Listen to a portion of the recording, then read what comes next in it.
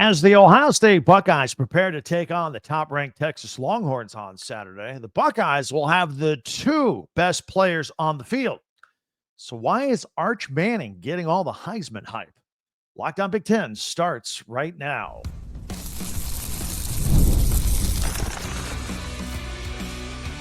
You are Locked On Big Ten, your daily podcast on the Big Ten Conference.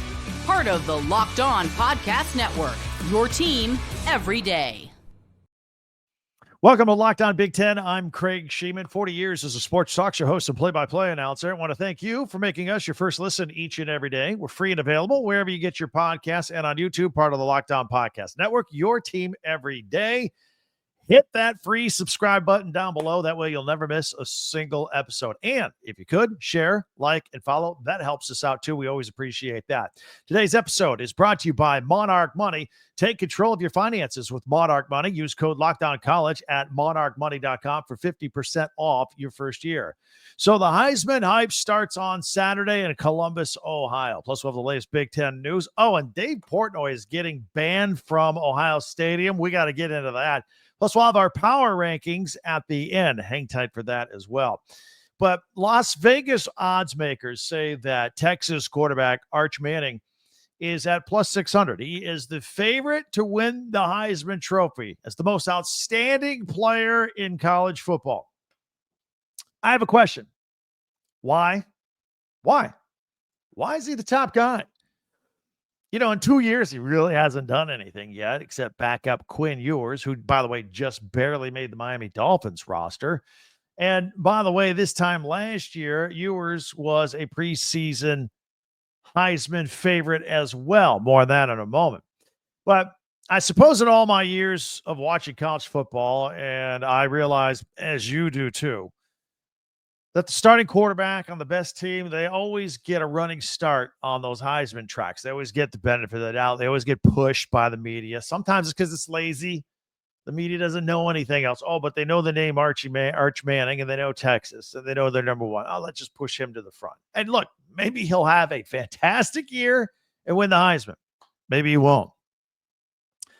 But as I mentioned, you know, Manning won't even be one of the top two athletes on the field on Saturday at Ohio Stadium with Jeremiah Smith and Caleb Downs. Any poll you look at, when you list rankings, best players, best player positions, even Locked On did a poll, best players in the country with all of our hosts. Man, it was Jeremiah Smith first, Caleb Downs second. That's it. Arch was in fact, I think on our list, Arch was pretty far down the list, if I remember. We did it about a month ago. So, by the way, Jeremiah Smith has 10-1 odds to win the Heisman. He's in the mix. He's got the fourth best odds out there. But in addition to being the best quarterback on the best team, Manning has another built-in advantage, and that is his last name is Manning. The Manning family is football royalty here in America, or as close to anything that we have like that. And he'll be given every benefit of the doubt this entire season because of his last name and who he's related to. The whole country loves Mannings. So maybe unless you're in New England or something, maybe you don't. But it's all great. It's all good. But you history buffs know out there, Mannings don't win Heismans. They don't. They haven't. There have been three of them so far. Three Mannings. They haven't won the Heisman. So, look, Grandpa Archie, he was the best Saints quarterback of all time, not named Drew Brees. And he was a finalist way back in 1969 and 1970. He finished fourth and third, respectively, in the Heisman voting back in the day. Arch's uncles, Eli and Peyton, they won a combined 4 Super Bowls. They were great. Neither won a Heisman. Peyton came really close, though. Really close to Tennessee. In 1997, he was the runner-up to Charles Woodson. That was a close vote. In 2003, Eli finished third at Ole Miss behind Jason White and Larry Fitzgerald. So I also point out, even though Arch is the clubhouse leader right now, as we're starting the season, it's not always best to be the preseason leader in the Heisman chase. Just look at last year, for example. Pretty good example. This time last year, it was Dylan Gabriel at Oregon. That was the Vegas favorite 52 weeks ago. He had a great year. He led the Ducks to an undefeated season. He led the Ducks to a Big Ten championship. But he fell off the Heisman train down the way. Carson Beck was another one. And Quinn Ewers. They were among the favorites. And number one pick Cam Ward. He barely cracked the top 10 this time last year. People were kind of looking at him as maybe as a possibility. But the eventual winner, Travis Hunter, he cracked nobody's top 20. He wasn't. And if he cracked yours, good for you, because maybe you got a nice chunk of change. He was plus 5,000 to win the Heisman 1 year ago. So Manning comes into Saturday's game against Ohio State as the Longhorns quarterback on the number one team. He's got the last name, but he doesn't quite have the body of work yet. He's only thrown 9 career touchdowns. He's got some athletic moves. He can run a little bit, a lot better runner than Quinn Ewers. I remember, what was it, the Georgia game he came in? Quinn Ewers was hurt or benched. He came in, gave him a little spark, but then again, it was too much. Really couldn't do anything with it. Certainly, if he does really, really well Saturday, he'll keep that Heisman train moving. If he struggles, it's a possibility. Ohio State is a good defense. Caleb Downs, Sonny Styles. People may just say, well, look, the Buckeyes defense is really, really good, and let's give Manning another chance, another reset. He'll be given the benefit of the doubt all season long. There will be other big games. There's one in October 4th at the Swamp in Florida. Do well there, you're golden. The Red River rivalry, now an SEC game, Oklahoma and Texas. It's a big deal. They have a November 15th game at Georgia. That the hype will be off the chain for that. There's the season finale versus Texas A&M. So this week here is not a make or break week for Arch Manning. In addition to facing the Buckeyes defense, he'll have to do it with a new offensive line. We've talked about that 2 days ago. We did a little preview on this game. Everybody's going on the offensive line that Quinn Ewers had. So Arch is new, and everybody but one starter is back on that, is gone. There's just one starter returning on the offensive line. So there'll be a lot of newness there for that Longhorn offense going right against the Buckeye defense. And look, whether Arch has an up day or down day, Jeremiah Smith, very much part of the picture. Now, if he comes out and has 3 catches and is kind of quiet in front of a national television audience, it won't be great because, look, he's not a quarterback. And if you're not a quarterback, you got more things to overcome. Like I said earlier, Jeremiah Smith, I think, is 4th in the Heisman odds right now. It's within grasp. He comes out there and has 9 catches for 150 yards, a couple touchdowns. Boom. He might be number 1 going into week number 2. So we'll see. And then the other big storyline there is the guy getting him the ball. Alabama transfer, quarterback Julian Sayin making his first career start. A lot of great storylines for this game. So I remind you, the game's at noon. It'll be over around 3:30. And if you're new to Locked On Big Ten, we go live during the season on Saturday afternoons or Saturday evenings. We pick the best game of the day with a Big Ten team, and we go live after that game. Locked On Big Ten right here on this YouTube channel. We'll be going live as soon as the Texas-Ohio State game is over. I'm thinking 3:30-ish, 3:45, somewhere around there on Saturday. Your comments will be live. My reaction will be immediate. It's great. We have a great time. We get a lot of new listeners and viewers when we do it.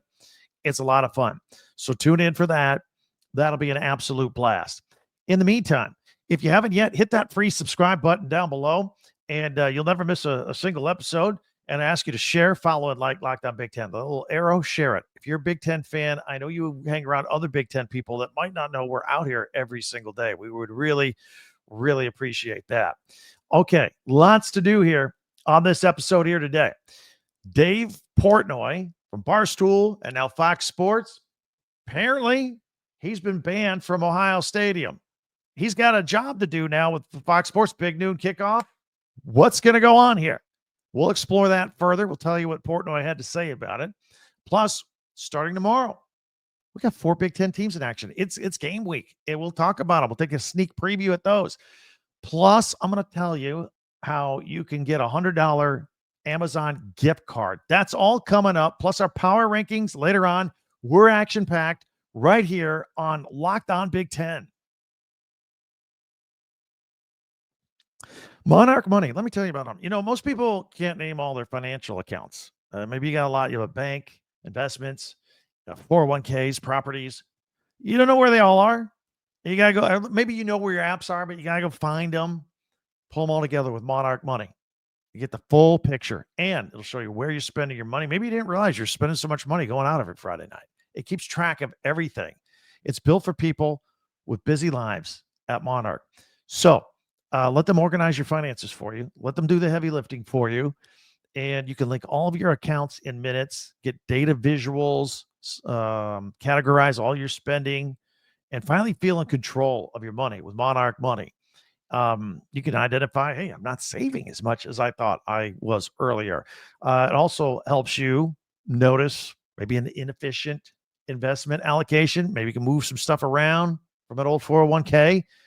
Don't let financial opportunities slip through the cracks. Use code LOCKEDONCollege at monarchmoney.com in your browser for half off first year. That's 50% off your first year at monarchmoney.com with the code LOCKEDONCollege. FanDuel helps make all these games you're watching. They're already exciting. It's even more exciting. The NFL season, by the way, is just about here. And FanDuel is making sure that you're ready for kickoff with a can't-miss offer. Right now, new customers can bet just $5. And if your bet wins, you get $300 in bonus bets to use across the app. They've upped it. $300.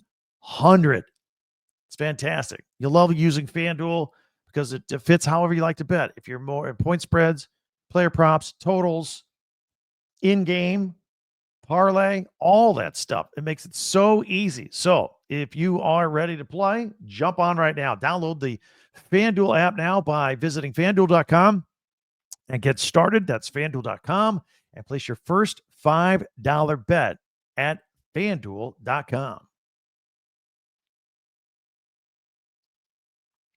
All right, now I need your help. I'm going to tell you something here. This is a very important request from all of us here at Locked On. Got a survey out there for you, your immediate feedback.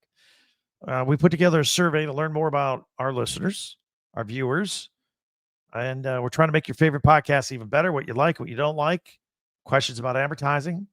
So you go to lockedonpodcast.com/survey and get started. Everyone who completes the survey will be entered automatically for a chance to win one of 10 $100 Amazon gift cards we're giving out. So again, it's lockedonpodcast.com/survey. And you can also find the link in our show notes down below. So we want to thank you for helping us out there with that. All right. Also want to thank you for making Locked On Big Ten your first listen each and every day. Always appreciate that. Subscribe, share, follow, like. Let's roll. Football season is here. So Fox Sports hired Barstool Sports president and a very vocal Michigan alum and booster, Dave Portnoy, to be part of their big noon kickoff coverage, right? And look, it's obvious his addition was to take a shot at ESPN because they've been having some success with Pat McAfee, very loud and outgoing and popular, and of course, Nick Saban. And so this is a ratings move. So Tuesday, reports surfaced that Ohio State has banned Portnoy from Ohio Stadium. He's been a very loud Michigan supporter in the past. Now, that would make it pretty difficult to do his job on Fox. So in true classic form, Michigan Spygate master Connor Stallions posted on Twitter, on X, hey, Dave Portnoy, if you need tickets, by the way, I got a guy. I know I can get in. I thought it was funny. But part of the big noon pregame show, you know, they do some outside of the stadium with the fans, but then they always move it indoors. The little studio desk indoors in the stadium. They make their picks, Urban Meyer, all those guys. So I find it hard to believe that Portnoy would not be allowed to be in there. And I would find it hard to believe that Fox, who pays hundreds of millions of dollars to the Big Ten, and also probably paid a pretty sizable salary to Portnoy, is going to be cool not having Portnoy available for their entire production. I don't know. Maybe they weren't going to plan to have him in there anyway. I'm not sure. Ohio State Athletic Director Ross Bjork claims that Portnoy is not banned. He says he's not banned. He says he just hasn't been credentialed. He says it's a Fox thing, Fox decision. He made it seem like Fox didn't request a credential for Portnoy. Again, I find that very hard to believe. Bjork told Yahoo that it was his understanding that Fox was not going to have Portnoy at the desk in the stadium anyway. I don't know. So, and that's a big question when this whole story came out weeks ago, the Portnoy was going to be part of this. How are they going to use him? Was it going to be like man on the street? Is he going to be tasting local and testing pizza around the play? That's what he does a lot. So, or is it going to be sitting next to Urban Meyer shooting the breeze at the desk? I don't know how they plan on using him. I'm looking forward to finding out here this weekend. Now, there's also a possibility that this could be a humongous stunt because there's some other stuff going on here. Fox is going to be going head-to-head with ESPN GameDay. GameDay is going to be there as well, even though the game will be on Fox. And it's going to be their final tribute to Lee Corso. He's like 85 years old, whatever. This is his last one. He's only doing this one opening week, and then he's going to ride off into the sunset. A lot of people will be tuning in. I mean, the whole generation of people grew up watching Corso and how that GameDay show grew. He's going to be making his final picks. He's going to don the mascot hat one more time, whoever he picks, and then go off and retire. A lot of people will probably want to tune in to see that. So this Portnoy Ohio State ban, maybe there's something to it. Maybe it's a little stunt, maybe to get some more eyeballs at Fox, a little playing the little TV ratings game. I'm not sure. So for his part, Portnoy went to X, Twitter, and posted like a 5-minute audio-visual manifesto on this whole situation. He says Fox got put in a tough spot here by a soft Ryan Day, according to him. Portnoy says he is actually rooting for Ohio State this weekend. He's rooting for the Big Ten against the SEC. And he says, look, man, Ohio State's got Texas, yet they're thinking of me and Michigan here. And they're not focused on the right thing. And he said, Ross Bjork, banned him. He said, flat out, he banned me. And he shouldn't have. And he called Ohio State soft for banning him. So, look, he's part of the arch rival, Michigan. And he says his fandom of Michigan, being an alum, being a booster, he says it's making Ohio State do crazy things instead of focusing on Ohio State. So give him some advice. Stop worrying about putting flags in the field. He said, stop worrying about the hammer not coming down for Connor Stallions. He tells them to toughen up. He tells Bjork to not hide. He says, admit it, you banned me. Look, man, as a consumer, I'm anxious as anyone to see how Portnoy is used both this weekend, ban or no ban, how it'll be used moving forward on Fox's new big kickoff show for the rest of the season. I'm looking forward to it. What about you? How about your comments? Love to hear from you on this. Before we even get into Saturday, here we are in the middle of the week. We got 4 Big Ten teams in action tomorrow, 2 more on Friday. So early tomorrow, 6 o'clock Eastern, Ohio is at Rutgers. Get to look at Ethan Kaliak-Manis, his 3rd year as a starter in the Big Ten, his 2nd year at Rutgers. Greg Schiano, much respect for that program. Buffalo is at Minnesota. That's at 8 o'clock Eastern on FS1. I've told you repeatedly, Coy Parrish is one of the best players in the country. He's a safety. He's an interception machine. They're going to use him on offense now. Also, tune in for that. Get a little scouting report. They do have a redshirt freshman in Drake Lindsley. I'm not sure about him yet, but I do love the running back Darius Taylor, who delivers week in and week out. Big game between Nebraska and Cincinnati tomorrow. In fact, I think tomorrow's podcast will feature a little bit more on this one. It's at Arrowhead, and Dylan Rail starting year 2. Very excited about that one. They're my sleeper team of the Big Ten. That's at 9 p.m. Eastern on ESPN, 6 o'clock on the West Coast. And then Miami of Ohio is at Wisconsin, also 9 p.m. Big Ten Network. Luke Fickell, year 3, lots of pressure, tremendously difficult schedule. This is one they can get. Billy Edwards Jr., their quarterback, coming over from Maryland. I want to see how he does. So those are the 4 games tomorrow on Thursday. On Friday, a couple more. We got Western Michigan taking on Michigan State at 7 o'clock Eastern. That's on FS1. Jonathan Smith going into year 2 with his quarterback, Aiden Childs. Don't forget wide receiver Nick Marsh. That should be good for Michigan State. And then Western Illinois at 12th ranked Illinois. Brett Bielema, Luke Altmaier, ready to go. That game will be at 7:30 on Peacock. Be ready for it. If you are new to our podcast, we always have features at the end. Today, Wednesdays, we do power rankings. I'm going to take all the 18 games that involve Big Ten teams. I'm going to power rank them 1 through 10, the top 10 Big Ten games this weekend, key reasons to watch. We will take care of all that. And again, if you're new, Mondays, we always do top 10 Big Ten observations. Tuesdays are Tuesday tweets. Wednesdays, the power rankings. Thursdays, tomorrow, we'll look at Big Ten classics and live football action on the Big Ten Network. And then we'll have our pigskin picks on Friday for the weekend. It's for real. It's here. It's game week. We continue next here on Locked On Big Ten. SupplyHouse. When the opening whistle blows on a new repair, it's like, oh, I got to do this now.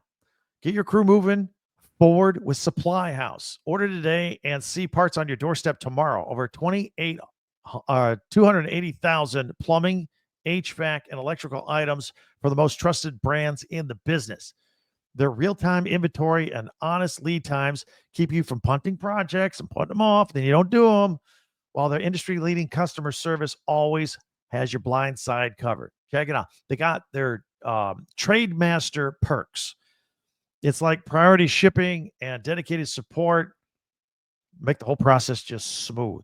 You can join the free Trade Master program today and score serious perks like priority shipping, lower prices, and dedicated support line. Visit supplyhouse.com and sign up for free and use the promo code SHCollege5, SHCollege5, the number 5, for 5% off your first order. That's supplyhouse.com. Real people, real service, supplyhouse.com. Thanks for making Locked On Big Ten your first listen each and every day. We always appreciate it. It is time for our feature. We're going to do power rankings today. I've taken a look at all 18 Big Ten games, Thursday, Friday, Saturday. I've come up with power ranking of the top 10 games and why I think they're the top 10 games to watch. It doesn't mean the others are not worthy of watching. We love all the Big Ten teams, but I'm going to put this full screen so you can check this out. And obviously the number one game is Texas, Ohio State. There's no arguing that. We're looking forward to that. We just spent the whole show not bashing Arch Manning, but telling you why there's some other people to watch for this Heisman hype race with Jeremiah Smith and Caleb Downs and a lot of talent on that Ohio State football team as they begin defense of the national championship. Big noon on Fox. We're going live right after that game here on Locked On Big Ten here on YouTube. So, yeah, that's the number one game. My number two game on this list, Nebraska at Cincinnati. I still am not sure why they're doing this at a neutral site at Arrowhead, but nevertheless. And by the way, we just mentioned in yesterday's podcast, Matt Rule, they're bussing. It's a 3.5-hour bus ride. They're bussing from Lincoln over there to Kansas City. They just want the experience of bussing to a road game. They're going to do it. So Nebraska, Cincinnati, must-see TV, I think, tomorrow night. My third game on my power rankings for Big Ten game, Utah and UCLA. I think this is a really sneaky good game. I think this is a really good game for UCLA to open up against to kind of see where they're at, because Utah is always pretty good quality. And they'll get to measure themselves right away and see where they're at. It's at the Rose Bowl, home field advantage. Nico Iamaleava coming over from Tennessee. We'll get to see him make his debut for the UCLA Bruins. Deshaun Foster going into year number 2. They've really been working on improving this team from the inside out, from the trenches out, and really investing in that moving forward. So we'll see what kind of improvement they have from a 5-win season last year for UCLA. I got New Mexico and Michigan at number 4. This should be a pretty easy win for Michigan. Maybe a slow start. Who knows with the freshman quarterback. But the main reason for this game, I want to see Bryce Underwood play. We saw the spring game. You've heard us talking about it. Read all the articles. Seen all the highlights. All the social media. That all goes by the wayside. The kid just turned 18 years old. He's going to walk into the big house. And he's going to start. Jerome Moore made the announcement this week, made it official. So I'm looking forward to it. Let's see what the hype is all about. And even if the hype isn't there because he's a young freshman, we'll get to see the development and the learning curve for him. Next on our list, I have Nevada and Penn State. This is going to be a blowout. Couple of things here. Chubba Purdy is the quarterback at Nevada. Who's that? Remember, he was one of the 3 quarterbacks that Matt Rule used his first year at Nebraska. So he's a former Nebraska player, ended up at Nevada. He's going to be the starting quarterback. Yes, that's his brother, Brock Purdy, with the San Francisco 49ers, and going to take on Drew Aller, who will be in the NFL next year. Everything on the plate for Penn State. Got to get off to a nice, smooth start, week 1. A lot of pressure on this team. Meanwhile, at 6, I put the University of Albany versus Iowa. Kirk Ferentz, look, I don't know if you realize it or not. I mean, I know we've talked about it. I know you heard about it. This is it. He has 204 wins. Woody Hayes has 205. So he could tie the great Woody Hayes' win total as a Big Ten coach, 205 on the line. By the way, Iowa's a 38.5-point favorite. How many games over the past couple of years have they scored over 38? They're going to do it by themselves. I know they had a couple. I think last year they touched 40. The year before it would have been impossible. Old Dominion and Indiana. I want to get a good look at Fernando Mendoza, the transfer from California. Going to play quarterback for the Hoosiers. And we'll get a good look, see if Kurt Cignetti's got this team dialed up for another double-digit win total this year. Very excited about that. And I also say Elijah Surratt, wide receiver for the Hoosiers. Best receiver in the Big Ten, not named Jeremiah Smith. Montana State and Oregon. I want to see Dante Moore. I might look into this a little bit more tomorrow. Dante Moore had been a lot of talk about, I was starting to wonder if there was a little bit of a quarterback controversy brewing behind the scenes, but we'll see Dante Moore this weekend and see how he does. Former UCLA player. Colorado State at Washington, Jed Fish, year 2. Damon Williams Jr., my breakout player of the year prediction for the Big Ten. Got that on the list. And at number 10, Ball State at Purdue. Barry Odom, the only new coach in the Big Ten, making his debut. So give him a shout out there in that game. These are my top 10 power rankings, top 10 Big Ten games. We got 18 to choose from this weekend. So what do you think of the list? Is there a game I left off that you think is maybe a little more important that should have been on this list? Let me know. Love to hear from you. All right. Man, I can't believe it. We're halfway through this week. It's game week. We got games tomorrow night. Tell all your friends about us. If you're a Big Ten fan, I know you know other Big Ten people. We're here every day, all 18 teams, audio, video. We're on audio too if you like Apple and Spotify. We got the news. We got analysis of that news. We got opinion of that news. We're not afraid to give you our opinion. And I know you're not afraid to give me your opinion in the comment section. Hit us up. We love it. So many ways to interact with us at Twitter or X at Talk Big Ten. Our website, talkbig10.com with the number 10. You can check that out for all of our podcasts, plus your favorite school merchandise goes right there. You can buy it right there off of the website with our podcast. Check us out for a second listen. Maybe you missed yesterday's podcast. Also check out The Portal Show with Brian Smith, friend of the Locked On family as well, on YouTube or wherever you get your podcast. I can't wait. It's game week. Thanks for joining us today. Come back tomorrow for another edition of Locked On Big Ten. I'm Craig Sheeman. We'll see you then.